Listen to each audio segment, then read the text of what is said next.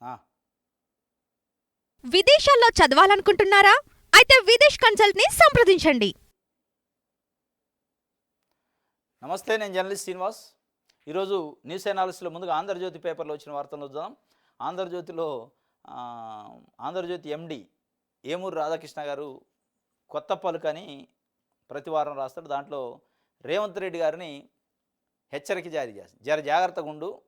ఆయనకు బాగా అభిమాన నాయకుడు అనమాట. ఏబిఎన్ రాధాకృష్ణ గారికి నచ్చిన నాయకుడు. అంటే ముఖ్యమంత్రిగా రేవంత్ రెడ్డి గారు ఉంటేనే ఆయనకి నచ్చింది. మళ్ళీ కాంగ్రెస్ పార్టీలో ఏ నాయకుడు ఉన్నా నచ్చదు. కాబట్టి ఆయన్ని జర జాగ్రత్తగా ఉండంటాడు. ప్రజలకి ఈ రకంగా మీ ప్రభుత్వం వల్ల నష్టం జరుగుతుందని చెప్పట్లే. జర జాగ్రత్త పడు, ప్రజలు ఎటుపోయినా పర్లేదు కానీ నీ సీటుకి ఎసరు రాకుండా చూసుకొని ఆయన ఒక రకంగా హెచ్చరిక జారీ చేస్తూ ఆ కొత్త పలుకులు రాసిండు. దీంట్లో కొత్త పలుకు ఏది లేదు, పాత పలుకులు వేయని. ఎందుకు కొత్త పలుకు లేదంటే హైడ్రా తీసుకొచ్చారు.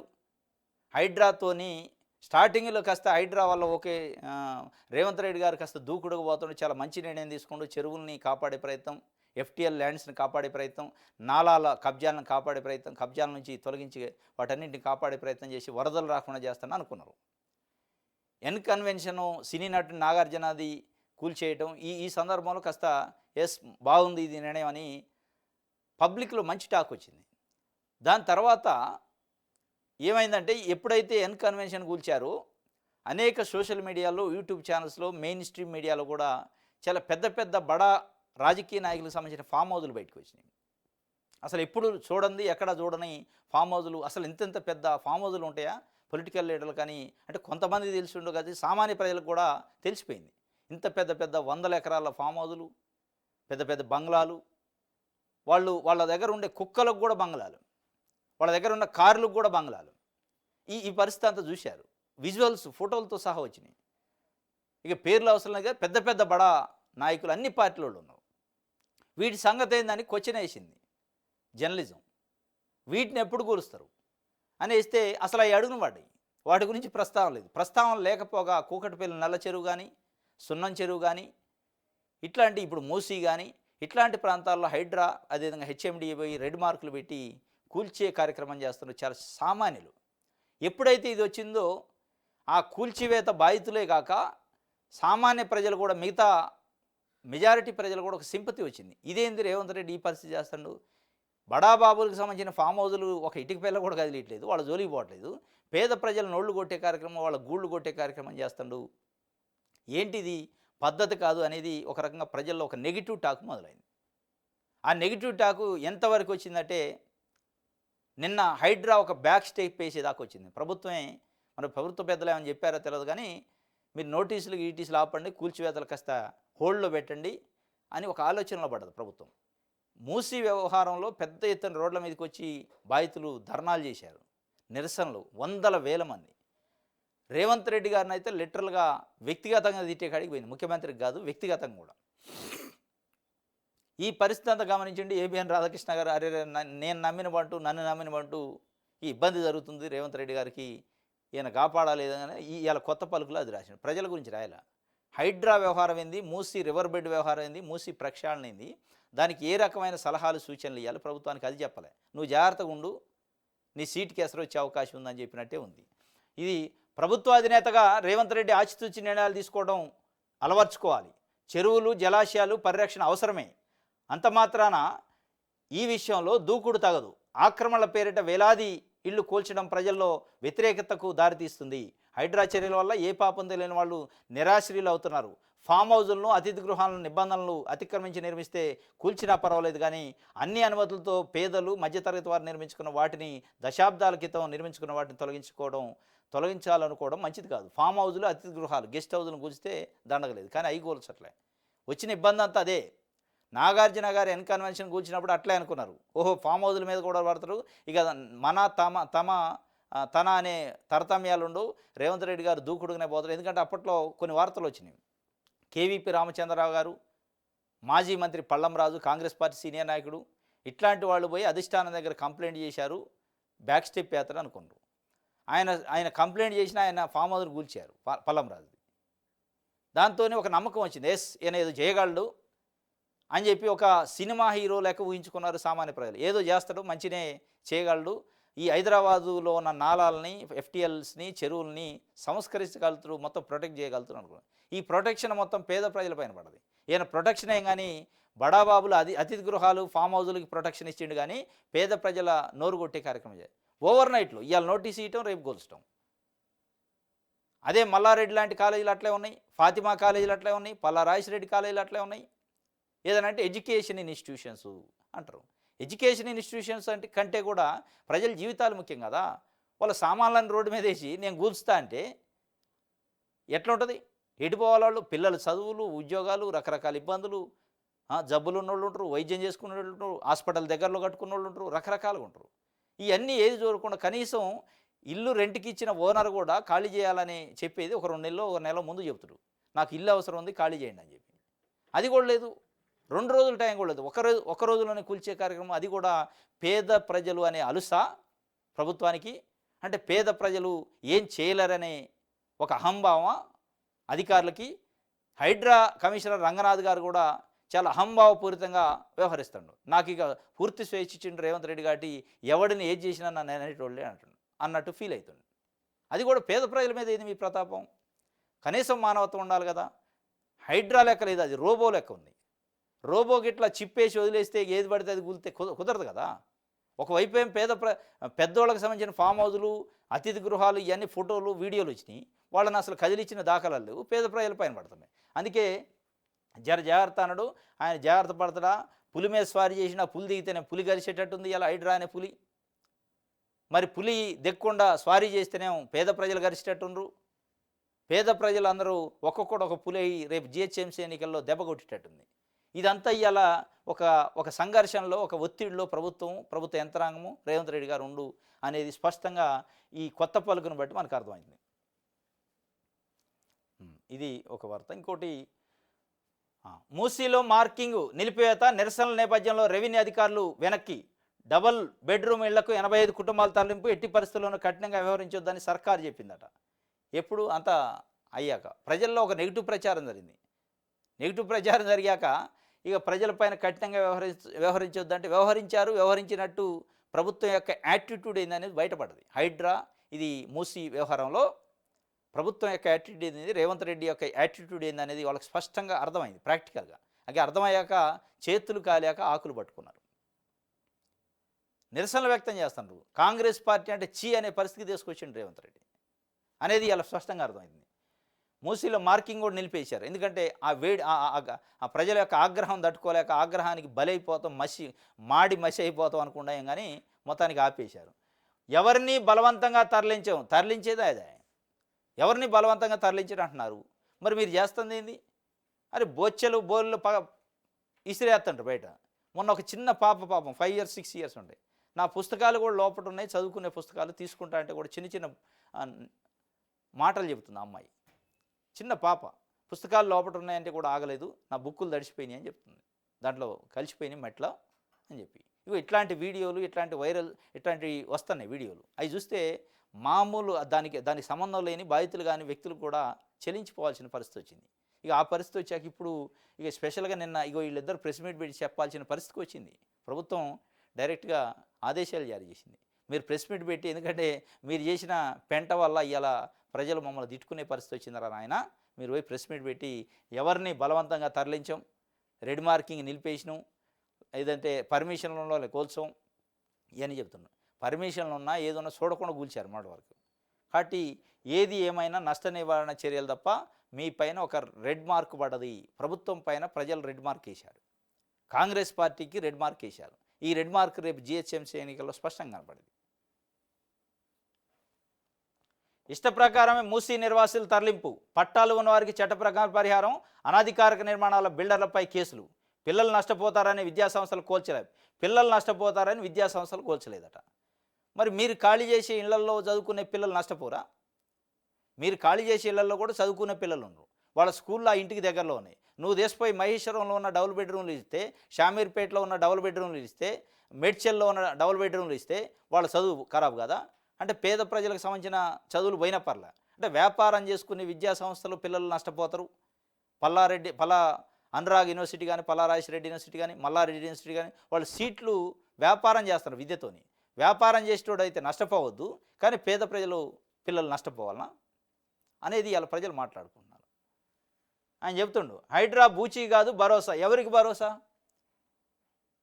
బూచీ అది, భరోసా కాదు అనేది ఇలా పేదోళ్ళు మాట్లాడుకుంటున్నారు. ఎవరికి ఇచ్చారు మీరు భరోసా? అరే బొచ్చా పోలే తినే తినుబండారాలు బియ్యం ఉప్పు పప్పు రోడ్డు మీద వేసి భరోసా అంటే పేదోళ్ళే. మళ్ళీ పెద్దోళ్ళే ఫామ్ హౌజులు అట్లా ఉన్నాయి, గెస్ట్ హౌజులు అట్లా ఉన్నాయి. వాళ్ళకి ఇచ్చారు మీరు భరోసా. పెద్దోళ్ళకి భరోసా ఇచ్చారు, పేదోళ్ళకి బూచి చూపిస్తాను. ఇది స్పష్టంగా అర్థమవుతుంది. సామాజిక మాధ్యాల్లో తప్పుడు ప్రచారం ఎవడు చేయట్లేదు, జరిగిందే చెప్తున్నాం. సోషల్ మీడియాలో తప్పుడు ప్రచారం అని రంగనాథ్ గారు చెప్తున్నాడు. అది ఎక్కడ తప్పు ఉంది? మహిళలు చచ్చిపోలేదా ఆత్మహత్య చేసుకొని? గుండెపోటు చచ్చిపోలే? రోడ్ల మీదకి వచ్చి రోదనలు చేయట్లే? మీరు కూల్చిన విజువల్స్ లేవా? మీరు బొచ్చబోల బయట వేసిన విజువల్స్ లేవా? ఇదంతా ఏది తప్పుడు ప్రచారం అంటారు? ఎట్లా తప్పుడు ప్రచారం అయింది అనేది మరి చెప్పాలి రంగనాథ్ గారు. ఇది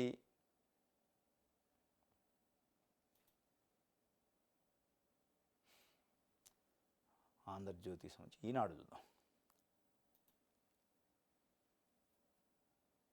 మహిళలే యజమానులు, వారి పేరిటే ఫ్యామిలీ డిజిటల్ కార్డు జారీ. అక్టోబర్ 3 నుంచి పైలట్ ప్రాజెక్టుగా క్షేత్రస్థాయి పరిశీలన. బ్యాంకు ఖాతాలు పాన్ కార్డుల సమాచారం తీసుకోవద్దు. సమీక్షా సమావేశంలో సీఎం రేవంత్ రెడ్డి. మీరు ఏది తీసుకోవద్దు అంటారు అదే తీసుకుంటారు అధికారులు. బ్యాంకు అకౌంట్స్ పాన్ కార్డుల సమాచారం వద్దు అని తీసుకోవద్దని రేవంత్ రెడ్డి గారు చెబుతుండు. మహిళలను యజమానులు చేస్తాడు. దేనికి యజమానులు? ప్రాపర్టీకా?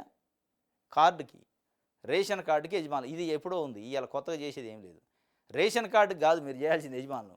ఒక ఇల్లు కట్టించి ఆ ఇంటికి నిర్మాణం చేయండి, ఒక ప్లాట్ కొనిచ్చి దానికి యజమాని చేస్తే మహిళలు యజమానులు అవుతారు. రేషన్ కార్డులు, ఆరోగ్యశ్రీ కార్డులు గతంలో వైఎస్ రాజశేఖర రెడ్డి ముఖ్యమంత్రిగా ఉన్నప్పుడే మహిళల పేరుతో వచ్చినాయి. దాంట్లో కుటుంబ సభ్యుల పేర్లు ఉంటాయి. ఇవాళ కొత్తగా వచ్చాయి కాదు, మహిళల యజమానులట. ఫ్యామిలీ డిజిటల్ కార్డు జారీలో అక్టోబర్ 3 నుంచి పైలట్ ప్రాజెక్టుగా, ఇంకా పైలట్ కార్డునే ఉంది. దసరా కల్లా కొత్త రేషన్ కార్డులకు దరఖాస్తులు తీసుకుంటున్నారు, కానీ పైలట్ అంటే ఇంకా స్టార్ట్ కాలేదన్నట్టు. ఇది ఒక వార్త. రైట్.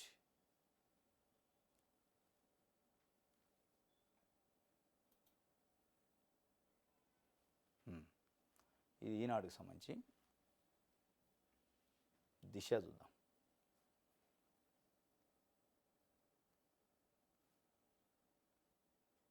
ఇంగ్లీష్పై పట్టు లేకుండా ఈఎన్సీ ఎలా అయ్యారు?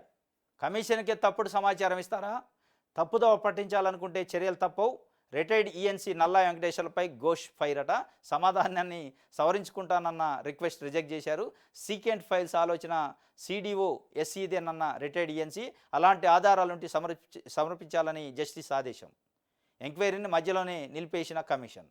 ఇంగ్లీష్ పైన పట్టు లేకుండా ఈఎన్సీ ఎట్ అయిన అంటుండు. ఇంగ్లీష్ పైన కాదు, అడ్మినిస్ట్రేషన్ పైన కూడా పట్టు లేని వాళ్ళు చాలామంది 10 సంవత్సరాల బీఆర్ఎస్ పరిపాలన కాలంలో అయ్యారు. పెద్ద పెద్ద ఆఫీసర్లు అయ్యారు. రిటైర్ అయిన వాళ్ళని పట్టుకొచ్చి పెట్టిండు కేసీఆర్. చాలామందిని పెట్టిండు. ఆయనకు నమ్మిన బంటులు పెట్టిండు. ఇక ఇంగ్లీష్ పైన పట్టుందా, తెలుగు పైన పట్టుందా, హిందీ పైన పట్టుందా పక్కన పెడితే అసలు అడ్మినిస్ట్రేషన్ పైన కూడా పట్టు లేని వాళ్ళు ఉండరు. ఈఎన్సీ అంటే వెంకటేశ్వర్లు ఇంగ్లీష్లో అడిగితే చెప్పలేని పరిస్థితి. పీసీ ఘోష్ గారు, నువ్వెట్లా అయినవి ఈఎన్సీ? నువ్వు ఫైల్స్ ఏం చదువుతూ, పుస్తకాలు ఏం చదువుతూ, చట్టాలు ఏం చదువుతూ, ఎట్లా చేసినావు అని చెప్పి చాలా సీరియస్ అయిందట. ఆయన నేను తప్పుని సవరించుకుంటా సార్ అంటే లేదు అని రిక్వెస్ట్ని రిజెక్ట్ చేసిండట. నువ్వేమైనా చిన్న పోస్ట్లో ఉన్నావా? నువ్వేమైనా జూనియర్ అసిస్టెంటో, సీనియర్ అసిస్టెంటో, ఆఫీస్ సబార్డినేట్ అయితే సవరించుకోవడానికి అవకాశం. మీరు పెద్ద ఉన్నత స్థాయి పోస్టులో ఉన్నారు. ఇగో ఇట్లాంటి ఇంగ్లీషు పైన పట్టు లేని వాళ్ళు, లేదా అడ్మినిస్ట్రేషన్ పైన పట్టు లేని వాళ్ళు, సబ్జెక్ట్ లేని వాళ్ళు పెడితే ఇక మేడిగడ్డలు గుంగుతి, అన్నారాలు గుంగుతి, సుందిళ్ళ గుంగుతి. కొంగపోతే ఏం చేస్తాయి వీళ్ళు? ఇక ఇప్పుడు ఏడ సంతకం పెట్టమంటే ఆడ పెడతారు. ఇక కేసీఆర్ హరీష్ రావు పిలిచి ఈఎన్సీ నల్ల వెంకటేశ్వరరావు పెట్టే సంతకం అంటే పెడతారు. ఈయనకి ఇంగ్లీష్ రాదు కదా, ఇంగ్లీష్ రాదు, సబ్జెక్ట్ లేదు. రెండు లేనప్పుడు ఏం చేస్తారు? తల ఉప్పాలు పెట్టాలి, ఏమైనా ఇస్తే తీసుకోవాలి, అరకుండా ఉండాలి. ఇగో ఈ కథ నడిచింది కాబట్టి ఇలా మేడిగడ్డ కానీ, సుందేళ్ళ కానీ, అన్నారం కానీ ఇగో ఈ పరిస్థితికి వచ్చింది. చాలా సీరియస్ అయిందట. ఎట్లా అయినావు నువ్వు అని చెప్పి మధ్యలోనే ఎంక్వైరీని కూడా నిలిపేసి వెళ్ళిపోయిందట అసహనంగా.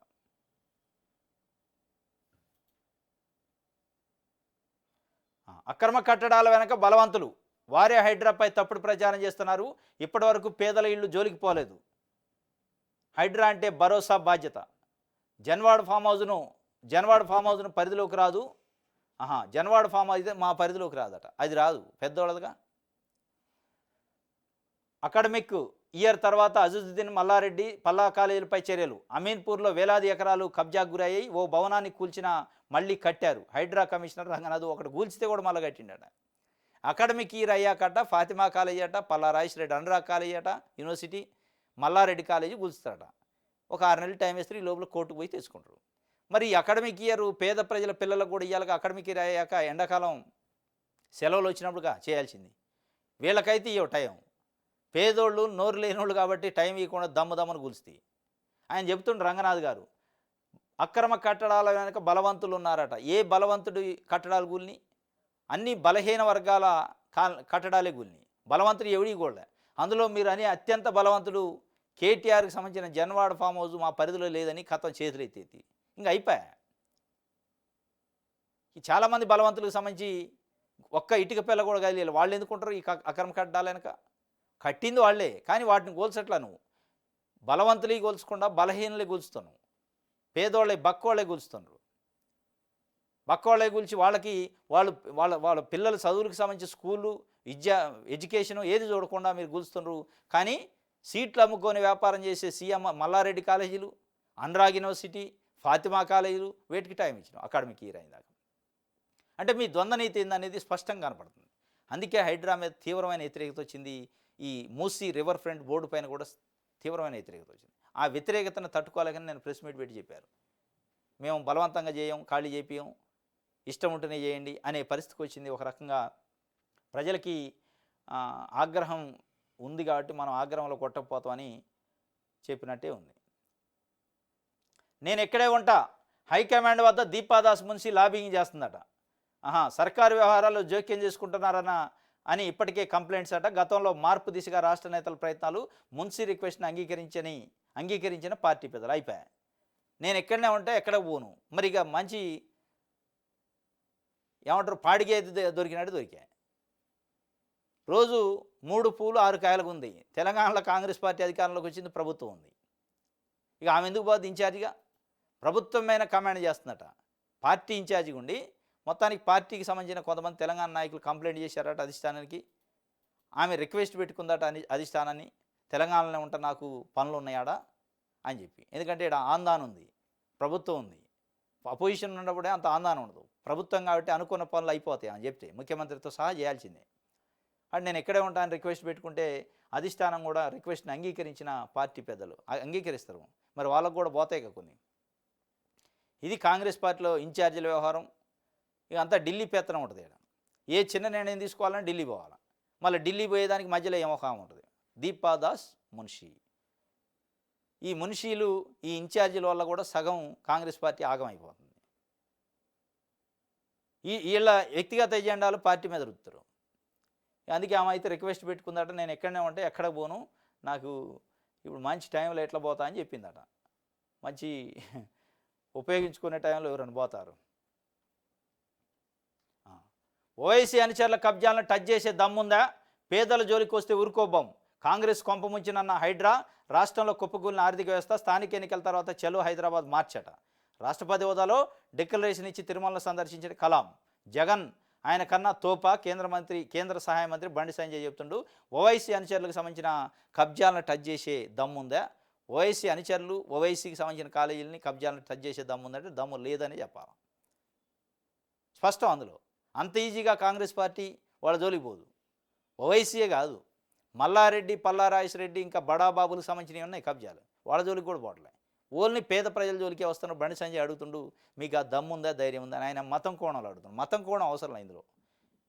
ఎంఐఎం అనే కాన్సెప్ట్ కాదు. కబ్జాదారు ఎవడన్నా కబ్జాదారు. అది ఎంఐఎమ్మా, తెలుగుదేశమా, ఇంకో పార్టీయా, కాంగ్రెసా, బీఆర్ఎస్ఆ, వైఎస్ఆర్సీపీ పక్కన పెడితే ఎవడున్నా కబ్జా అంటే కబ్జా కోరేది. దానికి మతం, ప్రాంతం, ఏరియా, రాష్ట్రంతో పని లేదు. కాబట్టి మీరు అడగాల్సింది ఓవైసీ అనుచరుల కబ్జాలను అని కాదు అడగాల్సింది. బలవంతులకు సంబంధించిన కబ్జాలను మీరు కూల్చే దమ్ముందా అని అడగాల. మళ్ళీ దీంట్లో కూడా మీరు కోడిగుడ్డు మీద ఈకలు పీకే కార్యక్రమం చేస్తాడు.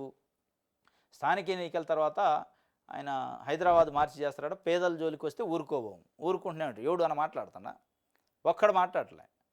వాళ్ళు పేదల జోలికి రావడం కాదు, పేదల జీవితాల మీద బుల్డోజర్ పెట్టి తొక్కేస్తాను. ఎవడు మాట్లాడలే. ఇంకా ఊరుకునేది ఎప్పుడు అంతా అయిపోయాక. ఇది దిశకు సంబంధించి వెలుగు పేపర్ చూద్దాం.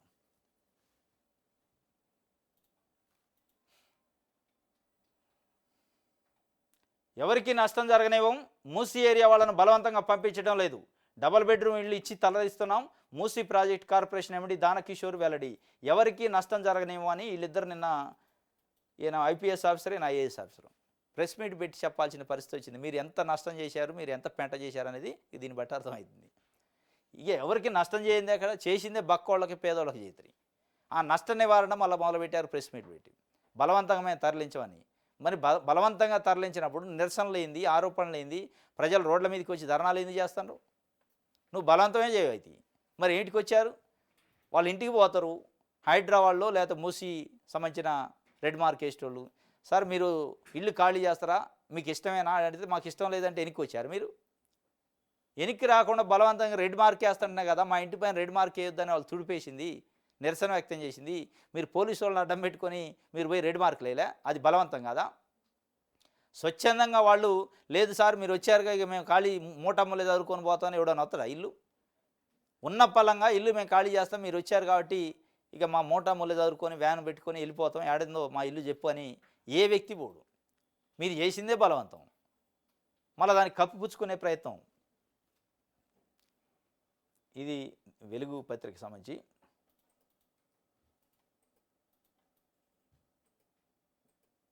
కాళేశ్వరం బ్యారేజీల డిజైన్లు లొకేషన్లు మారినాయి.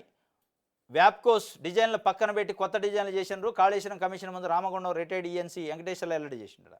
3 బ్యారేజీలు పంప్ హౌజులకు వ్యాప్కోస్ అంచనాలు 13,996 కోట్లే. గేట్ల సంఖ్య పెంచి సైజు తగ్గించారు. సీకెంట్ ఫైల్స్ సూచించింది సిడిఓనేని నని వ్యాఖ్య.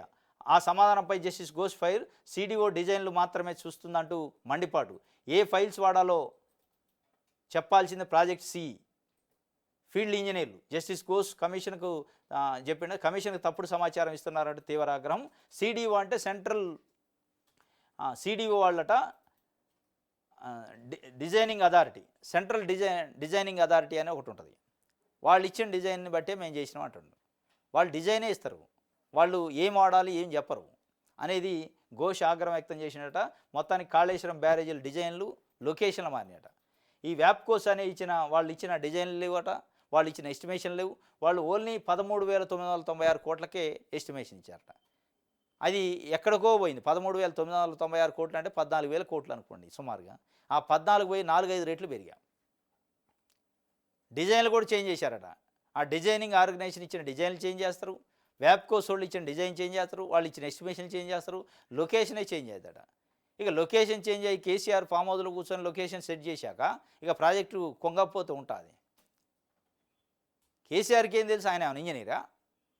ఆయన ఎట్ట డిజైన్లు లొకేషన్లు చేంజ్ చేస్తాడు అనేది ఇక్కడ ప్రధానంగా ప్రశ్న. కాబట్టి ఆ లొకేషన్లు అడ్డగోలుగా చేంజ్ చేశారు కాబట్టి ఇలా కుంగే కాడికి వచ్చింది, కుంగిపోయి అది కుప్పగూలే పరిస్థితికి వచ్చింది.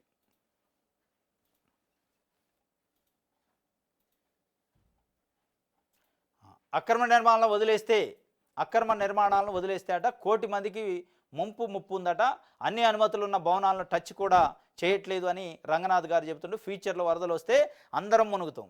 అక్రమ నిర్మాణాలను వదిలేస్తే వాస్తవమే వరద 1 కోటి మందికి ముప్పు ఉంది, కానీ మీరు వదిలేయమని ఎవరు అంటలే. మీరు చేసే పద్ధతి కరెక్ట్ లేదనేది ఇలా ప్రధానంగా ఆరోపణ. మీరు చేస్తున్న పద్ధతి అక్రమ నిర్మాణం, అది బలవంతుడిదైనా బలహీనుడిదైనా అక్రమమే. మరి బలవంతుడు జోలికి పోవట్లేదు, బక్కోళ్ళ జోలికి పోతున్నాడు. ఆ బక్కోళ్ళ జోలికి కూడా ఒక టైం ఇట్లా ఒక 2 నెలలు 3 నెలలు టైం ఇచ్చి వాళ్ళకు నోటీస్ ఇచ్చి వ్యవహారం చేసి మీరు ఆల్టర్నేట్ ఏర్పాటు చేసుకోండి అని చెప్పకుండా మీరు డైరెక్ట్ బుల్డోజర్ నోటీస్ ఒకసారి తీసుకొని పోతుంటారు. నోటీస్తో పాటే బుల్డోజర్ వస్తుంది గంటలలోనే. ఇక మరి నువ్వు అక్రమ నిర్మాణాలని వదిలేస్తే వరద ముంపు ఉంటుంది. వరద ముంపు ఇవ్వాలనే ప్రభుత్వాలకు గుర్తురాది. ఇది కొన్ని దశాబ్దాలుగా ఉన్న ప్రభుత్వాల నిర్లక్ష్యం. ఒకే రోజు ఎట్లా పోవాలంటే ఒకే రోజు పోదు కదా, ఓవర్ నైట్లో చేంజ్ రావు. దీన్ని గ్రాడ్యువల్గా ఎంత గ్రాడ్యువల్గా అయితే కబ్జా చేశారో అంతే గ్రాడ్యువల్గా తొలగించాలి కబ్జాల నుంచి.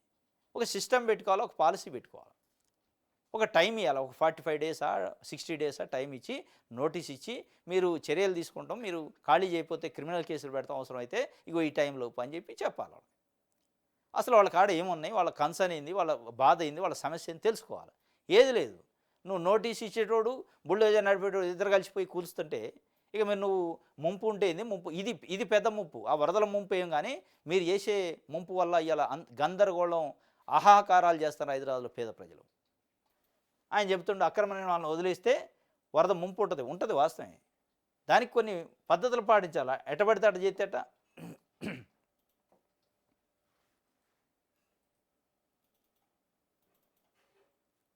ఇది ఒక వార్త.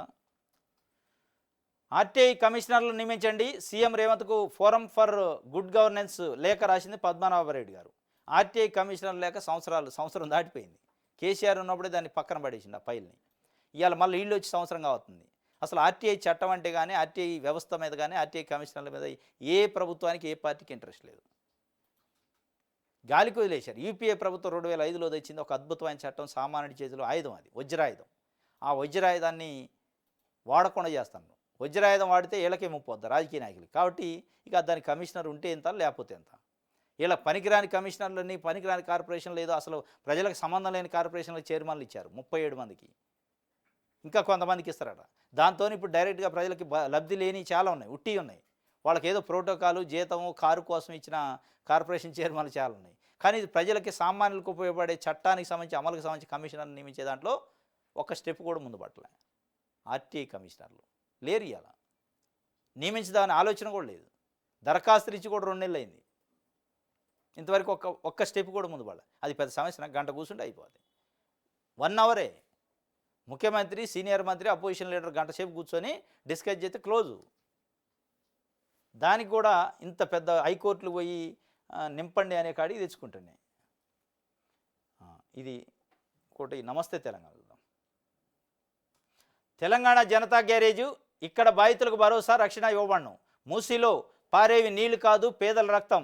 హైడ్రోజన్ బాంబులా ఉంది, అందరినీ నిద్రకు దూరం చేస్తున్నది. బాధితులకు బీఆర్ఎస్ రక్షణ, మా తలుపులు తెరిచే ఉంటాయని హరీష్ రావు చెబుతుండు. బరువెక్కిన గుండెలతో బీఆర్ఎస్ ఆఫీస్కు మూసి హైడ్రా కూల్చివేత బాధితులు, పిల్లలతో సహా తరలి వచ్చిన కుటుంబాలు. గోడు వెళ్ళబోసుకుంటూ మహిళలు కన్నీళ్లు, చలించిపోయిన హరీషు, సవిత కంటతడి. న్యాయ సహాయం చేస్తామని హామీ, బుల్డోజర్ పాలనపై రాహుల్ ఏం చెప్తారు? మూసీపై అఖిలపక్ష భేటీ పెట్టాలి అని హరీష్ రావు చెబుతున్నాడు. మూసీ ప్రాంతాల్లో నేడు బీఆర్ఎస్ పర్యటన, ఫోన్ చేస్తే బుల్డోజర్ కంటే ముందే మేము వచ్చేస్తాం అని సబితా ఇంద్రారెడ్డి చెబుతున్నాడు. మహిళలు, పెద్ద ఎత్తున ప్రజలు, బాధితులు వాలంటరీగా నిన్న తెలంగాణ భవన్ ఎక్కడుంది అని ఎత్తుకుంటూ పోయారు. మాజీ ముఖ్యమంత్రి బీఆర్ఎస్ అధినేత కేసీఆర్ గతంలో ఒక కామెంట్ చేసిండు. పవర్ పోయిన తర్వాత ఒక నెలకోయం ప్రెస్ మీట్ పెట్టి, కేసీఆర్ ఎక్కడుండు, బీఆర్ఎస్ పార్టీ ఎక్కడుందని టార్చ్ లైట్ వేసుకొని ప్రజలు ఎత్తుక్కునే పరిస్థితి వద్ది. కాంగ్రెస్ పార్టీ ఇచ్చిన హామీలు కానీ, వాళ్ళు చేస్తున్న మోసం కానీ, కేసీఆర్ ఎక్కడుండని ప్రజలే టార్చ్ లైట్ పెట్టి ఎత్తుక్కుంటూ వస్తారు అన్నాడు.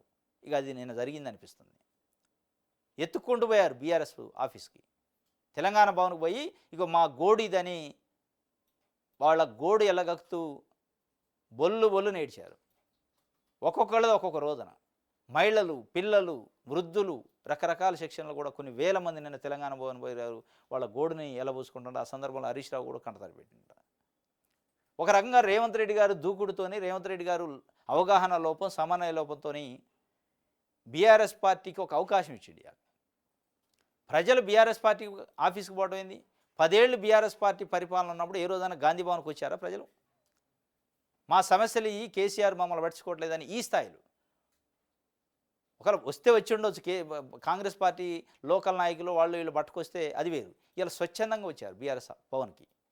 ఈ పరిస్థితి 10 నెలల కాలంలోనే కాంగ్రెస్ పార్టీ ప్రభుత్వానికి రావడం అంటే కాంగ్రెస్కి చాలా హెచ్చరిక అన్నట్టు. ఇది ప్రమాద హెచ్చరిక. ఇది రేవంత్ రెడ్డి గారికి ప్రమాద హెచ్చరిక. ఇది కేసీఆర్ ఎక్కడుండని ఎత్తుక్కోవాల్సిన పరిస్థితి వద్దని ఆయనే చెప్పిండు. ఆ చెప్పిందే కరెక్ట్గా అవుతుంది. మరి కనీసం ఉండాలి కదా, మనం ఏం చేస్తానో, దీనివల్ల ప్రజలు ఏమి ఇబ్బంది పడతారు, ఏ పొలిటికల్ పార్టీ అన్నో ఏ ప్రభుత్వం అయినా మెజారిటీ ప్రజల యొక్క బాగు కోసం ఉండాలి. ఏది గమనించుకోకుండా అడ్డగోలుకు పోతే తెలంగాణ జనతా గ్యారేజ్ చేశారు ఇలా తెలంగాణ భవన్ని. చేసింది ఎవరు కాదు, ముఖ్యమంత్రి రేవంత్ రెడ్డి, కాంగ్రెస్ పార్టీ ప్రభుత్వమే. వాళ్ళకి ఎక్కడ లేని ఊపిరి పోశారు ఇలా బీఆర్ఎస్ పార్టీకి. ప్రజల సమస్యలపైన వాళ్ళు మానవతా దృక్పథంతో ఫైట్ చేస్తున్నట్టు అనిపిస్తుంది. వాళ్ళ హయాంలో కూడా చాలా జరిగినాయి. మల్లన్న సాగరు భూములు గుంజుకోవడం కానీ, చాలా రకాల పోరాటాలు, ఇబ్బందులు, కోర్టులకు పోయారు, పేద ప్రజలు భూములు గుంజుకున్నారని పెద్ద ఎత్తున ఉద్యమాలు జరిగినాయి. కానీ ఆ రోజు ఇట్లా రాలే. ఈ స్థాయిలో కాంగ్రెస్ పార్టీ ఆఫీస్కో మన బీజేపీ ఆఫీస్కో పార్టీ ఆఫీసులకు పోలే. వాళ్ళు కోర్టులను సంపాదించారు, ఇట్లా ఫైట్ చేశారు తప్ప ధర్నాలు ఉద్యమాలు చేశారు. ఆ ఉద్యమాల దగ్గరకే కాంగ్రెస్ నాయకులు మిగతా జేఏసీ నాయకులు పోయారు తప్ప ఇవాళ వీళ్ళు ఎత్తుక్కుంటూ పోవాల్సిన పరిస్థితి. ఎందుకంటే కేసీఆర్ 10 ఏళ్లలో మాకు ఒక చిన్న హాని కూడా తలపెట్టలేదు కాబట్టి ఆయనే ఏదైనా చేయగలడు, ఆయన నోరు తెరిస్తేనే మాకు పరిష్కారం అనే పద్ధతిలో ప్రజల్లోనే విశ్వాసం వచ్చింది. ఆ విశ్వాసం రావడానికి కారణం కాంగ్రెస్, ముఖ్యమంత్రి రేవంత్ రెడ్డి, ప్రభుత్వమే. మీరు చేస్తున్న వ్యవహార శైలి వల్ల కేసీఆర్ యొక్క ప్రాధాన్యత, కేసీఆర్ ప్రజలకు గుర్తొచ్చే పరిస్థితి వచ్చింది. 10 నెలల నుంచి ఫామ్ హౌస్ నుంచి బయట రాపోయినా కానీ కేసీఆర్ని గుర్తుపెట్టుకునే పరిస్థితి మీరే కల్పించారు. ఎక్కడికక్కడే మూసీలో పారేవి నీళ్లు కాదు ప్రజల రక్తము అని చెప్పి ఎవరు బాధ వాళ్ళు వాస్తవంగా వాలంటరీగా వచ్చారు, ఎవరు తరలించింది కాదు ఇది.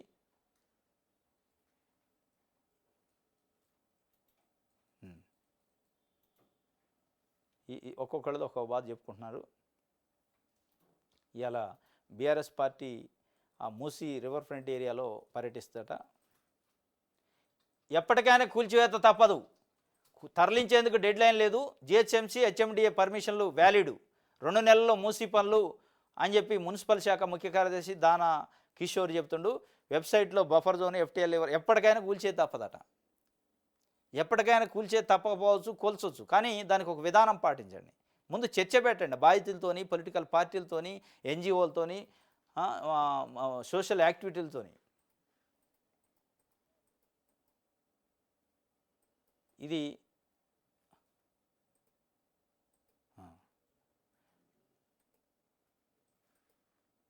రైట్, ఇది ఒక వార్త.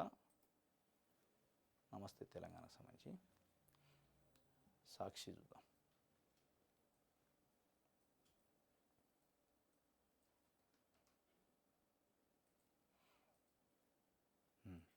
నిజాం షుగర్స్ పునరుద్ధరణకు సర్కారు ఓకే, మంత్రి శ్రీధర్ బాబు కమిటీ ప్రతిపాదనలకు కేబినెట్ ఆమోదం. పునరుద్ధరణ విధి విధానాలపై కొనసాగుతున్న కసరత్తు, త్వరలో కన్సల్టెంట్ని ఎంపిక చేయనున్న కమిటీ, నిర్వహణ ఎవరికి అప్పగించాలని దానిపై మల్లగుల్లాలు. కన్సల్టెన్సీ ఎంపిక కోసం కసరత్తు చేస్తున్నట, ప్రైవేట్ భాగస్వామ్యంతో తెగదెంపులు. నిజాం షుగర్స్ను పునరుద్ధరణ చేయడానికి సర్కారు ఓకే చెప్పిందంటే కాంగ్రెస్ పార్టీ హామీ ఇచ్చింది, ఎలక్షన్ మేనిఫెస్టోలో చెప్పింది. దాని ప్రకారమే శ్రీధర్ బాబు ఒక కమిటీ క్యాబినెట్ సబ్ కమిటీ చేశారు శ్రీధర్ బాబు ఆధ్వర్యంలో. ఆ కమిటీ ప్రతిపాదనలు చేసిందట, కేబినెట్ కూడా ఆమోదం తెలిపింది. దాన్ని రీఓపెన్ చేసే కార్యక్రమం చేస్తానట. ఇది తొందరలోనే జరిగిద్దట నిజాం షుగర్స్కి సంబంధించి.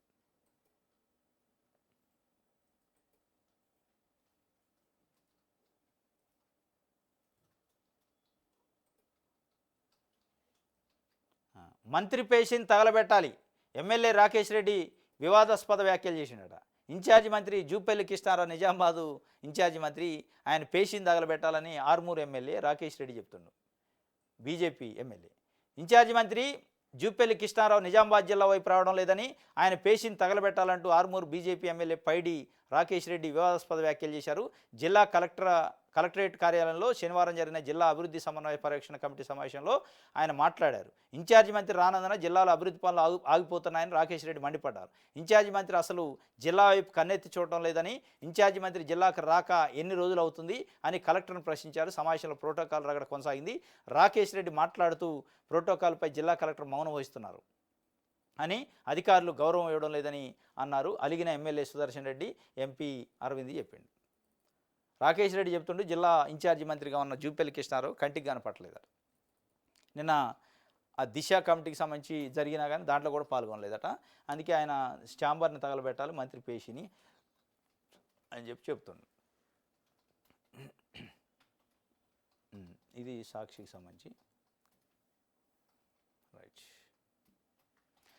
ఇది ఈరోజు న్యూస్ అనాలిసిస్ వార్తలు. రేపు తాజా వార్తలతో తిరిగి కలుసుకుందాం. Thank you.